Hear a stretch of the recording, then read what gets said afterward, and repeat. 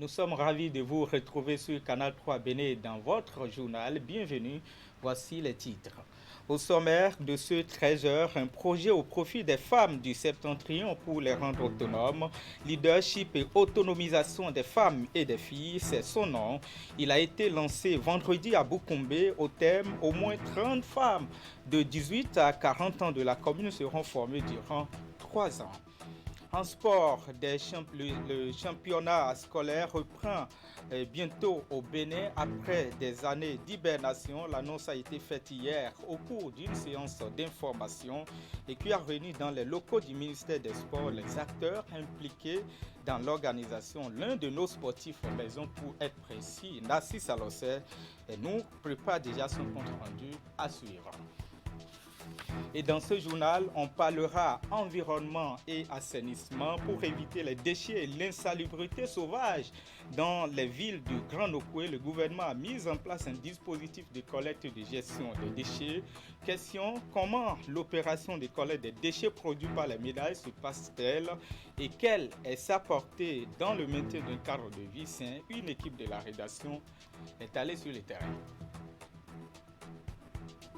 Voilà pour les grands titres. Bonjour à tous et merci de toujours nous préférer pour vous informer. Leadership et autonomisation des femmes et des filles, je vous le disais, c'est un projet lancé vendredi à Boukombé. Un projet qui vise à promouvoir le leadership féminin et qui permettra à 30 femmes de 18 à 40 ans de la commune de Boukombé d'être formées durant 3 ans de mise en œuvre. Eh bien, la cérémonie de lancement du dit projet a eu lieu dans les locaux de la mairie de Boukombé. On fait le point. Après Alada, Pomassé et Gogounou, la commune de Boukombé accueille le lancement du projet Leadership et autonomisation des femmes et des filles. Un projet mis en œuvre par le réseau Paix Sécurité pour les femmes de l'espace CEDAO, REPSFECO Bénin, avec l'appui technique et financier de Oxfam. C'est un projet qui a pour objectif de promouvoir le leadership des femmes et des filles en vue d'une meilleure jouissance de leurs droits. C'est un projet qui sera mis en œuvre dans 4 communes du Bénin, à savoir Alada, Pomassé, Gogounou et Boukombé. Chères femmes et filles, c'est votre projet. Et c'est pour cela qu'après ce lancement, nous allons revenir pour la mise en œuvre des différentes activités contenues dans ce projet. Ce projet vient promouvoir et renforcer les activités des femmes des associations de Boukombé afin de favoriser une meilleure gestion des organisations paysannes. Voilà pourquoi l'autorité communale et le représentant de la direction départementale des affaires sociales se disent satisfaits du choix porté sur Boukombé dans le département de la Takora. Je voudrais donc remercier le REPSFECO Bénin pour avoir pensé à Boukombé pour cet important projet qui valorise la femme et la fille. Les femmes et les filles doivent donc abandonner la peur, doivent avoir confiance en elles-mêmes, avoir l'estime de soi pour pouvoir lever certaines barrières liées à la promotion de leur leadership, sans lequel elles ne sauront se battre pour obtenir la place qui est la leur dans leur société respective. C'est avec joie et enthousiasme que nous accueillons le lancement de cet important projet qui est en arrimage avec certains objectifs du ministère des Affaires sociales et de la microfinance. Les bénéficiaires, elles, ne peuvent que s'en réjouir. Je tiens à leur dire merci encore pour avoir choisi parmi 4 communes sur 77 communes, notre commune de Boukombé. Ça va nous permettre aujourd'hui de refaire le leadership. Vive les femmes de Boukombé pour que vive notre projet de formation des femmes dans le leadership et l'autonomisation des femmes et des filles. À la fin du projet qui durera 3 ans, 120 femmes de 18 à 40 ans, dont 30 de Boukombé, auront reçu des notions de leadership, de citoyenneté et des techniques de communication. À leur tour, elles devront relayer les formations dans chacune de leurs organisations. Et puis, éducation dans ce 13h, 6811 candidats repartis dans 16 centres sur l'ensemble du territoire national composent depuis hier, lundi 10 mai 2021, pour décrocher le certificat d'aptitude professionnelle, le CAP. Eh bien, le CAP de 2021 en effet enregistré une augmentation de 29,75% par rapport à l'année écoulée. Et c'est le lycée technique et professionnel de Kondewa Papa, ici à Cotonou, dans le littoral, qui a abrité la cérémonie de lancement officiel. Ulrich Ekwegaba, Elvis Donocoin. Très tôt ce lundi, les candidats au CAP consultent leur nom et leur numéro de table sur les différentes affiches placées sur la cour du lycée technique professionnel de Kondéou. Ils rejoignent ensuite leur salle et se débarrassent de tout document compromettant. Les surveillants partagent les feuilles de composition et les aident à les remplir en attendant le lancement des épreuves. C'est un moment de stress pour les jeunes candidats. Vient ensuite le moment tant attendu, l'entrée du ministre de l'Enseignement secondaire technique et de la formation professionnelle. L'autorité échange quelques mots avec les candidats pour les rassurer avant de procéder au lancement officiel de l'examen. Les enseignements se sont bien déroulés. L'encadrement a été bien fait et bien suivi par nos conseils pédagogiques, nos inspecteurs. Et à tous les niveaux, cela a pu bien se faire. Nous nous en réjouissons bien entendu, parce que nous sommes là maintenant dans une année bien apaisée et nous devons en principe nous attendre à des résultats bien satisfaisants. Pour cette année, l'organisation ne souffre d'aucune faille. Les responsables à divers niveaux ont pris toutes les dispositions pour que l'examen se déroule sans difficulté. Cet examen se déroule dans 4 options. Option des sciences et techniques industrielles, option de l'enseignement familial et social. Nous avons aussi l'option des sciences des métiers d'art, sciences et techniques des métiers d'art. Donc l'examen se déroule donc dans toutes ces options-là avec plusieurs filières. Nous avons au total 6811 candidats sur toute l'étendue du territoire national et je rappelle que l'examen se déroule dans 16 centres sur toute l'étendue du territoire national. Comme d'habitude, et cette fois-ci beaucoup plus d'avantages parce que la politique du gouvernement consistant à inciter nos concitoyens vers l'option de la formation technique et professionnelle a véritablement donné un impact concret cette année parce que l'effectif inscrit a connu une augmentation très forte, ce qui nous a contraints à nous surpasser au niveau des dispositions à prendre pour réussir l'organisation. C'est le lieu pour l'autorité de rappeler les différentes réformes amorcées par le président Patrice Talon et son gouvernement pour améliorer non seulement la qualité de l'éducation au Bénin, mais aussi orienter les jeunes apprenants vers une formation en adéquation avec les besoins de l'emploi. Nous avons aussi procédé à la relecture et à la réécriture des nouveaux curricula de formation et pour vous dire que le gouvernement se prépare pour que d'ici 2023, nous puissions non seulement avoir ceux-là qui vont enseigner dans ce sous-secteur, les programmes d'études qui doivent être complètement remis aux normes, de même que les infrastructures qui doivent être des infrastructures nouvelles avec des équipements nouveaux pour la relance de ce sous-secteur. Cette opération donne ainsi le top à la série des examens de fin d'année. Du côté des candidats au CAP 2021, toutes catégories confondues, c'est le moment de prouver que les notions acquises depuis quelques années sont bien comprises et maîtrisées.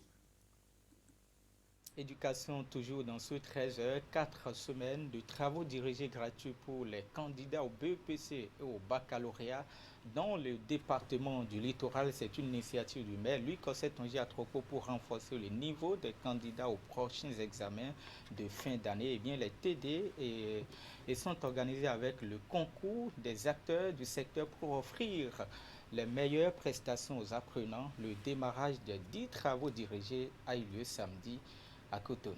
Reportage. C'est une première à Cotonou. La mairie organise des travaux dirigés gratuits pour les candidats aux examens du BEPC et du baccalauréat. Très tôt ce samedi 8 mai 2021, le maire Lucas Trocco effectue une descente sur le terrain pour constater le démarrage effectif de cette opération qui vise à renforcer le niveau des candidats. La mairie accompagne le système éducatif béninois en mettant à notre disposition 4 semaines de séances de cours de renforcement pour tous les citoyens des classes de la ville de Cotonou, des classes de 3e et terminale. Ça fait environ 22 000 citoyens, c'est pas peu. On a toujours organisé les TD, mais on n'a jamais eu l'aide d'un maire. Je pense que c'est pour la première fois et il faut vraiment le remercier pour ça. Il y a non seulement les écoles publiques, mais aussi les écoles privées, sans oublier l'école des sourds, muets et des amblyopes. Pour le littoral, on a 25 sites où s'organise cette TD. Organisés avec les acteurs du secteur éducatif, ces travaux dirigés, qui vont durer 4 semaines, sont conduits par d'éminents professeurs rompus à la tâche et placés sous la supervision des conseillers pédagogiques. Un tri rigoureux parmi les meilleurs professeurs du littoral. C'est des personnes expérimentées qui savent de quoi il s'agit, qui ont une bonne maîtrise des contenus et de la méthodologie, qui ont été sollicités dans le système pour faire l'accompagnement tel que souhaité par la mairie de Cotonou.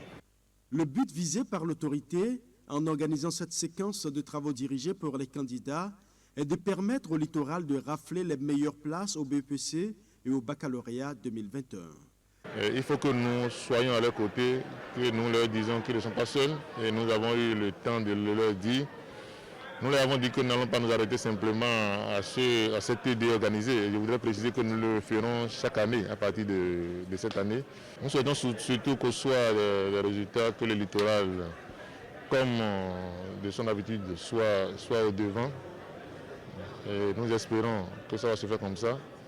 Que Dieu garde tous les candidats en bonne santé pour que ce jour-là, ils soient dans la plénitude de leur forme afin que nous puissions avoir d'eux les meilleurs résultats.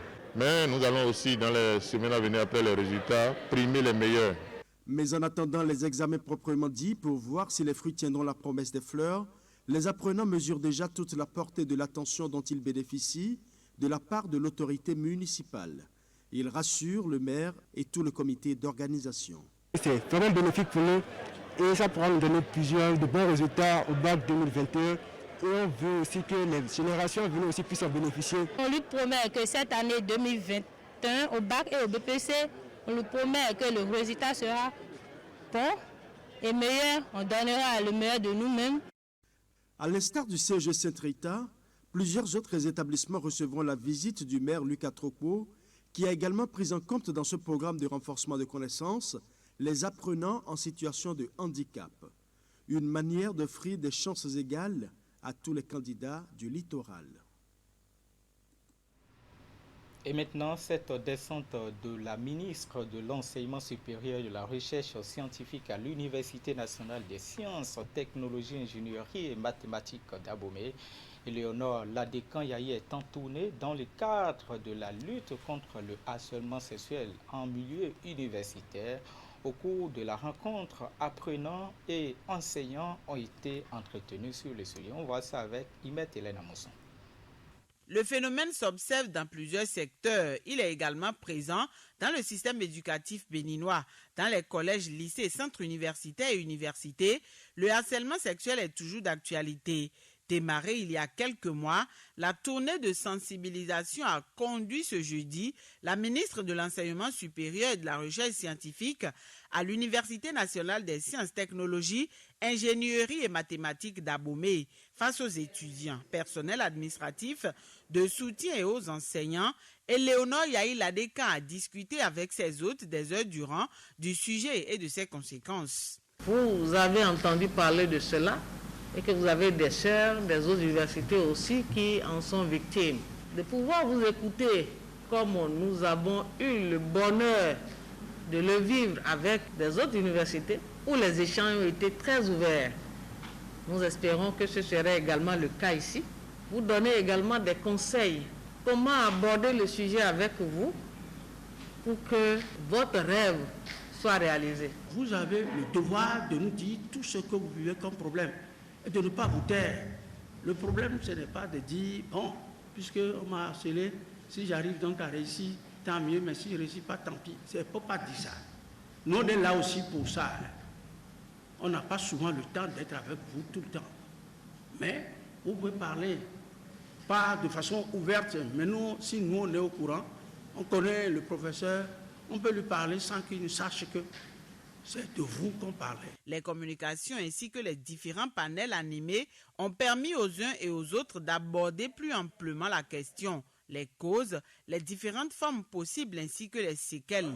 Cette séance vise à lever un coin de voile sur le phénomène, d'en parler afin d'y faire face efficacement. L'harcèlement en milieu est un peu créé beaucoup de conséquences sur l'étudiant jusqu'à amener l'étudiant à abandonner ses études. Nous avons la loi de 2006 qui réprime toute forme d'harcèlement. Et normalement, les personnes victimes aussi sont protégées par les lois. Désormais, dès que ça va arriver, nous allons nous plaindre, nous allons nous rapprocher des autorités compétentes à cet effet. Et même quand nous allons entendre parler de cas, nous allons exhorter les victimes là à se plaindre, à en parler aux autorités pour qu'on règle ce problème. Les enseignants qui sont ici sont des éducateurs, compris moi-même. Nous sommes des éducateurs. Nous n'allons pas oublier ce rôle. Nous n'allons pas faire de la confusion. Mais nous reconnaissons qu'il y a des cas dont il faut se préoccuper parmi nous. Nous le savons. C'est pourquoi nous faisons ces tournées. La descente du ministre de l'Enseignement supérieur et de la Recherche scientifique dans ce milieu estudiantin vise à mobiliser l'ensemble des forces du monde universitaire contre le mal.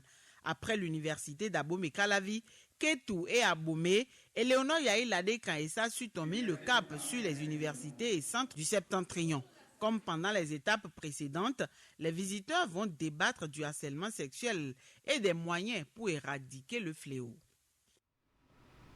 L'Institut universitaire d'enseignement professionnel et de métiers agricoles de Djougou sera fonctionnel dès la prochaine rentrée universitaire 2021-2022. Mais avant le démarrage des activités académiques dans cette entité universitaire, le ministre en charge de l'enseignement supérieur a effectué jeudi une descente sur le site. C'est pour constater le niveau d'avancement des travaux, mais aussi voir les dispositions prises pour un bon déroulement des activités. Le point, Alassane Arona, Abdou Raoufou Yaria. Le ministre Éléonore Ladikan-Yahi sur le site de l'Institut universitaire d'enseignement professionnel au métier de l'agriculture de Djougou. À la tête d'une forte délégation de son département et accompagné du maire de la ville, le ministre de l'Enseignement supérieur et de la Recherche scientifique est venu constater l'état d'avancement des travaux sur ce site qui va accueillir dès la rentrée prochaine une nouvelle génération d'étudiants. Après une brève présentation du dit centre, l'autorité ministérielle a visité les différents compartiments de cette entité universitaire.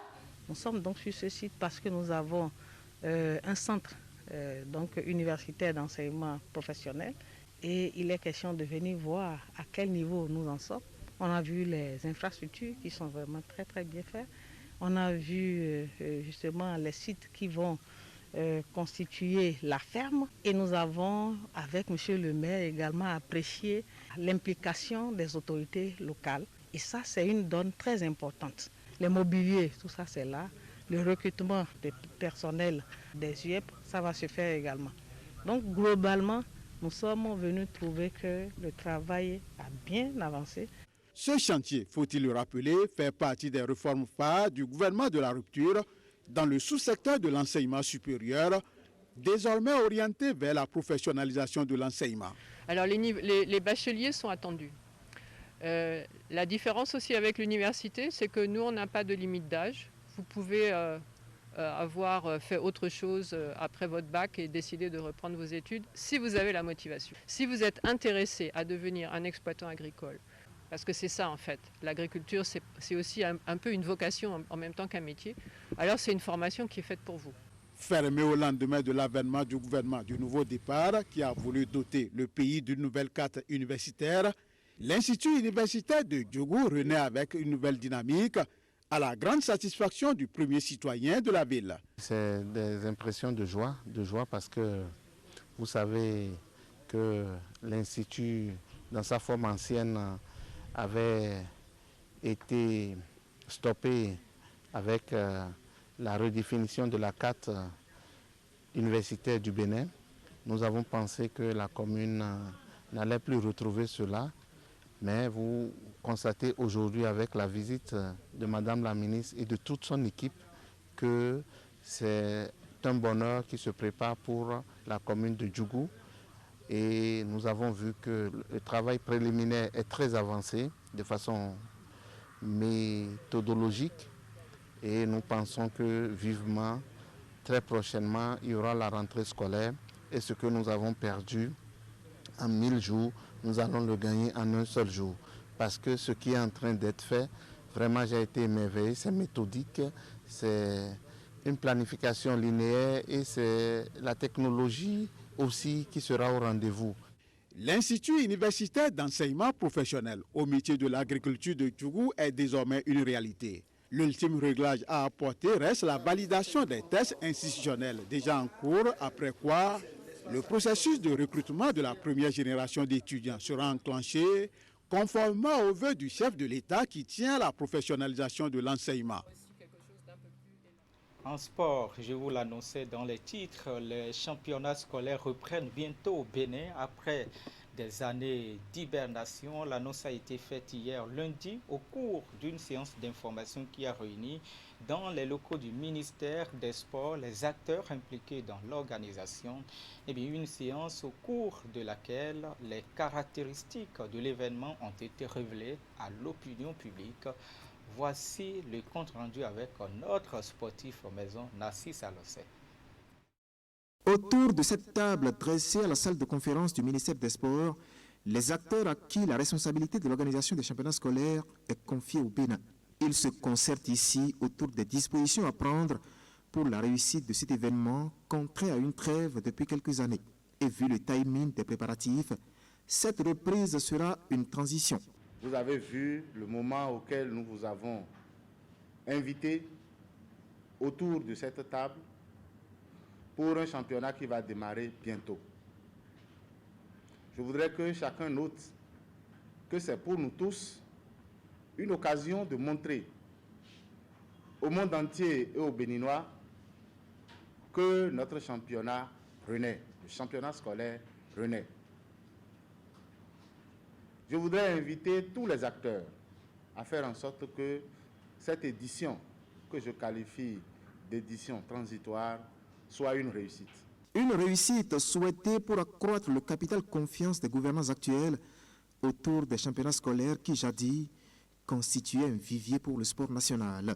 La reprise des hostilités augure d'un faisceau d'innovation dans le format des compétitions. Cette phase transitoire passera par une phase communale. Et à l'issue de cette phase communale, nous aurons la phase départementale et après une phase nationale. Et nous aurons une phase finale de la FIFA. Et cette phase finale concerne uniquement le football. Désormais donc, les choses se feront autrement. Mais avant le coup d'envoi, le directeur de cabinet du ministère des Sports, lui, vient avec deux questions posées aux acteurs. Dans les autres pays d'Afrique, ou du monde si vous voulez, quelle est la place qu'occupe le championnat scolaire dans le mouvement sportif? La deuxième question, c'est quelle place pourrait occuper le championnat scolaire aujourd'hui où le Bénin, comme vous le constatez, décide de se révéler au monde entier aussi par le sport. Ces questions feront l'objet d'une série de séminaires pour des réflexions entre acteurs. Des réflexions qui leur permettront de poser les jalons et de donner une trame définitive au championnat scolaire au Bénin. En bref et en images, comme vous pouvez le voir à travers vos écrans, les deux artistes béninois finalistes du concours Voice Afrique francophone édition 2021 étaient sur scène pour égayer le public. C'était samedi à l'occasion d'un concert de remerciement organisé par le groupe Empire et le ministère en charge de la culture. Le spectacle de Giovanni de Karina Sen a eu lieu au concerto d'Apapa, c'est ici même à Cotonou, en présence de plusieurs personnalités. Et puis cet élément, je vous le disais dans les titres, dans l'objectif d'assainir les villes du Grand Nokoué, le gouvernement a mis en place un dispositif de collecte et de gestion des déchets. L'action publique de l'État donc que conduit la SDGS couvre la ville de Cotonou et bien d'autres. Maintenant, question, comment se passe l'opération de collecte et de déchets des produits que produisent justement les ménages de la ville de Cotonou et environ. Notre rédaction est allée enquêter, voici le point. C'est avec ces tricycles que la Société de gestion des déchets et de la salubrité du Grand Nokoué accomplit sa mission, celle de rendre les villes propres. L'exercice constitue pour ces agents de parcourir chaque quartier pour procéder au ramassage des ordures dans les ménages. Pour ce qui est du respect de la promptitude dans la collecte des ordures ménagères, Badou Madoré, un habitant de Fidjorosé à Cotonou, n'a aucun reproche à faire aux agents de la SGDS. Vraiment, on le félicite beaucoup. Chaque fois, il vient régulière, il ne demande rien, il vient prendre ce qu'il se doit. Et puis, quand même on n'est pas là, il ramasse aussi les poubelles propres. Vraiment, on le félicite beaucoup, vraiment. Il ne demande pas l'argent. Il n'a jamais demandé l'argent. Des fois, il peut venir 2 fois ou 3 fois par semaine. Ouais, il vient régulière, vraiment. Il travaille propre, il n'y a pas de problème. Là, vraiment, on le félicite beaucoup. Dans le souci de rendre la ville de Cotonou propre, la SGDS ne se contente pas seulement de la collecte des ordures, mais elle a mis en place tout un processus pour la gestion des déchets. Nous avons des camions qui disposent d'un bras articulé de levage qui permet de prendre et de déposer les bacs que vous voyez derrière moi, que nous appelons des caissons de 15 mètres cubes. Donc, ces camions dont dispose la société viennent prendre ça une fois remplis. Il y a un agent ici que nous appelons APR. Donc, une fois à 3/4 remplis, ces agents informent déjà et un camion se met en route, vient prendre les bacs là et maintenant vont cette fois-ci sur les centres de transfert pour les déposer. Avant que les déchets ne quittent les points de regroupement pour venir au niveau des centres de transfert, il y a un tri qui se fait avec soit des éboueurs, soit des femmes assez organisées qui sont sur les points de regroupement, qui récupèrent systématiquement tout ce qui est réutilisable avant que ces déchets n'arrivent au centre de transfert. Donc des centres de transfert, nous convoyons le reste des déchets vers les centres d'enfouissement technique. Dans son autre mission d'assainir les villes du Grand Nokoué, la Société de gestion des déchets et de la salubrité est appelée à faire face à des difficultés. Face à celles-ci, des solutions sont prévues. Les difficultés que nous avons, c'est lié au centre d'enfouissement. Aujourd'hui, les cellules sont remplies. Nous sommes en train de vouloir construire de nouvelles cellules et en période de pluie, souvent nous avons quelques difficultés d'accès à cette cellule. Les dispositions sont prises pour qu'effectivement nous traversions cette saison de pluie parce que les études sont en cours pour la construction de nouvelles cellules. Des dispositions sont mises en place par le gouvernement pour une meilleure gestion des déchets par la dite société. Pour l'heure, des efforts restent encore à fournir afin d'améliorer davantage le quotidien de la population. C'est la fin de ce journal. Merci de l'avoir suivi. Restez sur Canal 3 Bénin et sur canal3télévision.com. À demain.